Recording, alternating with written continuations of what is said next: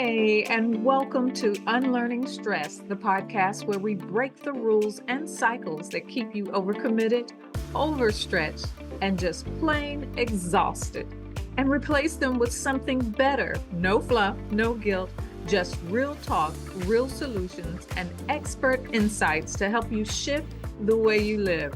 Whether you're here for the first time or you've been with me for a while, you're in the right place. I'm Mischelle O'Neill, your resident emotional wellness coach, and I'm here to help you unlearn the patterns that are wearing you down so you can live with more ease, clarity, and control. Let's get to it. Today, why don't we talk about what happens when being useful becomes a major part of who you are? And when you really think about it, this doesn't start in adulthood most time for most of us. It can actually start in our early childhood, when we're able to start making decisions or really becoming aware of what's going on around us. And I'm talking six, we're aware. And if you had siblings or anything, you'll know exactly what I'm talking about, especially if you were the oldest, right? If you were the one who could handle things and every time something needed to be done, you stepped in, well, you know exactly what I'm talking about. Or maybe you were the one that felt invisible, and we all have at one time or another, right? And you realize that, hmm, the moment you helped, the moment you did something,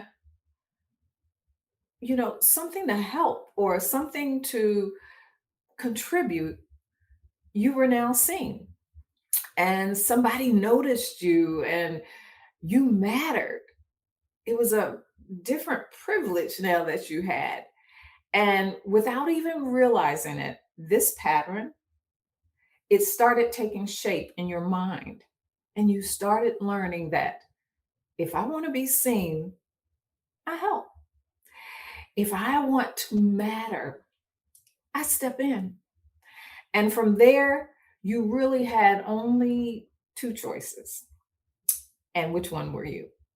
You could act out, right? And get attention that way. And most of us don't want that negative attention.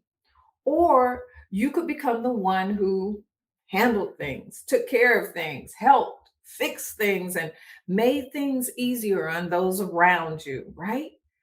And a lot of us, especially women, we chose the second. Yeah, there's a few of us that acted out, but most of us chose the second. And so being useful didn't just become something that you did, it became how you learned your place. And when I'm talking about your place in the family, your place in society, and that's the conversation that I want to have with you today. The thing is, once you realize that helping is what gets you seeing, that pattern can get set really, really fast because you're learning in this process that if I want to be noticed, I help. If I want to feel like I matter, I offer something. And if I want to feel, stop feeling invisible, well, I step in. And once that clicks, that becomes how you operate in life. And that becomes how you get your needs met. And that becomes how you stop feeling like the shadow, the person that no one notices in the room. And this sometimes is the middle child. So now you've become the person in life. You have friends, they have events, things are going on, and you're the person that they come to help set up everything, right? Because they know, oh, she has a talent for this. She's going to do this. She's going to help me, right? Or you become the person that, well, people can always depend on. You're that one. And on the surface, That sounds great. You know, people appreciate you, right? People praise you. Oh, she always does this. That girl knows what she's doing, right? And people trust you because they know that they can rely on you. And people tell you how much they count on you and rely on you. You're such a good friend. You're so dependable. You always know what to do, the right thing at the right time, and I can always count on you. Have you heard that over and over again? If that's you, raise your hand. And little by little, your value starts getting tied to what you do for others. Not just who you are anymore, but more of what you do. And that is where things start getting a little, well, I say hairy, because now that usefulness is no longer just something you offer.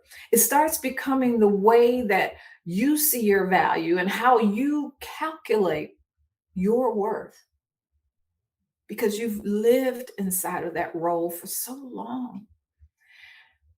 And again, I want to be really clear here because all of this sounds like I'm saying it's wrong to help people and that that's not what I'm saying. I want to get that it's not wrong to help, not at all. And it's not wrong to be dependable. That's a good thing. And it's not wrong to show up for people.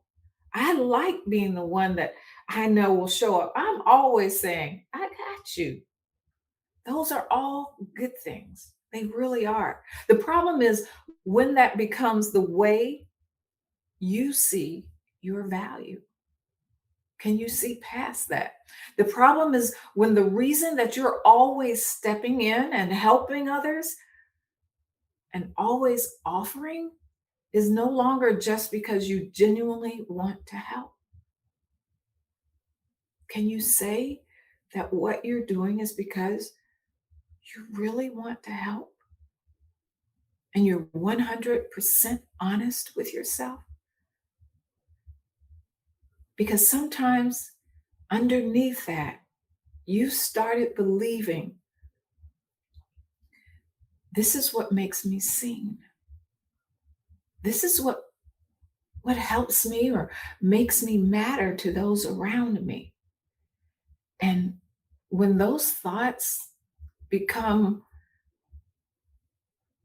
this is what makes people notice me, this is how people value me now, and this is what makes me someone that they want to keep around, be around, call, that's where you have to stop and ask yourself some honest questions. And I'm going to give them to you because they're questions like, why am I doing this? I mean, really, why am why am I doing this? Am I helping because I genuinely want to help? Or am I helping because I feel like this is all they want from me? Wow. Am I helping because I care? Do I care? Or am I helping because I'm afraid they wouldn't really see me or reach out to me or value who I am if I wasn't? And one of the ways that you can start noticing if this has become a pattern for you is when you realize you're not there for everybody else, but nobody is there for you. And I'm thinking that what I just said, I twisted it or I had it wrong. So I want to say it again to make sure. that you understand that this this has become a pattern for you when you're saying that you're there for everybody else, but nobody is there for you. I got it right that time, right? Sometimes I'm talking and I'm not thinking, or I'm thinking and things get twisted in my brain, but I got it right that time. And the thing is, this is usually a sign that something deeper is going on. A sign that this is no longer about your generosity, but that this has actually become a defining role in your life. And look, this is where things get hard. And I want you to get this. So let me make sure I'm saying this right. When you've built yourself a large slice of your identity around being the one who shows up for everyone, being the one who's always helping, being the one who's always available, when you feel that that's the chunk of what you have to give, I want you to realize this. You don't walk away from that. You don't just turn that off. There comes a point where you have to really stop. And I mean this, stop and ask yourself, is this who I want to be? Is this how I want to live the rest of my life? And if the answer is no, then the next question is really harder. And that's how do I change this? How do I find another way to show up that doesn't always require me to be the one fixing everything? How do I get out of this? How do I start pulling back without feeling like I'm losing myself? Because really, this is how I started seeing myself as well.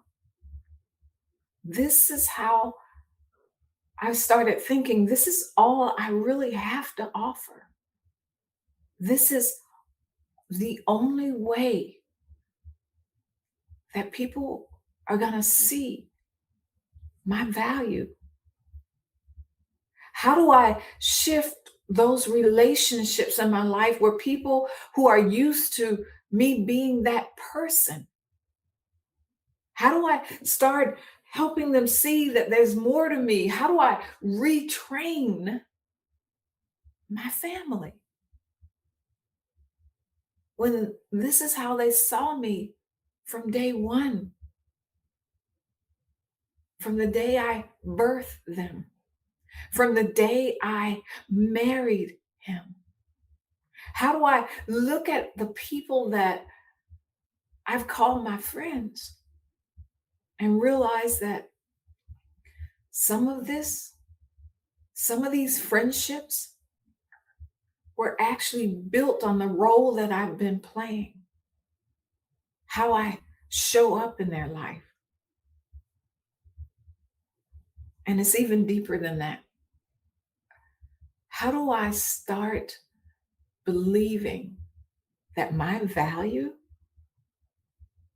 is more than what I do? Those are hard questions. I mean, really hard. Because we have to be willing to face the answers that we may find or that uncover themselves, right? Because this isn't just about a change in behavior. This is about changing how we've understood ourselves for so long.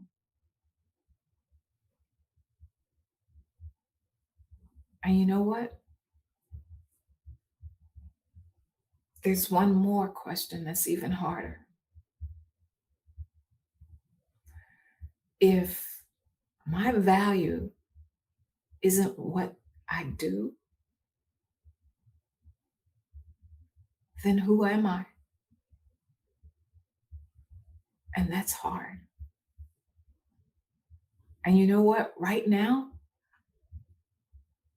I'm going to be honest. You may not even be able to answer that. Because when your whole identity has been tied to being the one who helps, the one who shows up, the one who makes things work, you don't always know who you are outside of that. So this is where the real work starts. Not fixing everybody else, not stepping in and really not proving your value, but learning yourself again. That beautiful you. Who are you when nobody needs you or need anything from you? Who are you when you're not on performing? And who are you when you're not solving, fixing, or giving? Answer these for me. What makes you smile? What lights you up? What brings you joy? Makes your heart beat stronger in a good way? What do you actually like? Do you know? Have you ever had a moment, maybe on a vacation, maybe when you were away from everything, where it felt light? Because nobody there needed anything from you. Nobody. I want you to know this. That version of you is not gone. That version of you has just been buried under a robe.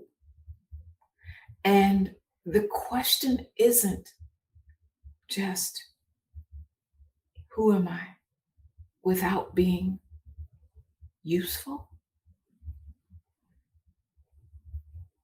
It's, who am I when I give myself permission to be more than that? And I want to leave you with that today. Who am I when I give myself, finally, give myself permission to be more than that? I'd love to hear your answers. Until next time, thank you for taking a break with me today and sitting here with me today. Take care. Bye-bye. If this episode hits home, don't just push it aside. Lean into it. Subscribe so you don't miss what's next. And connect with me on YouTube, LinkedIn, and Substack, where we go even deeper. Links will be in the comments. And if you're ready to start unlearning the patterns that keep you stuck, keep listening, because real change happens one choice at a time. I'll see you next time. Take care. Bye-bye.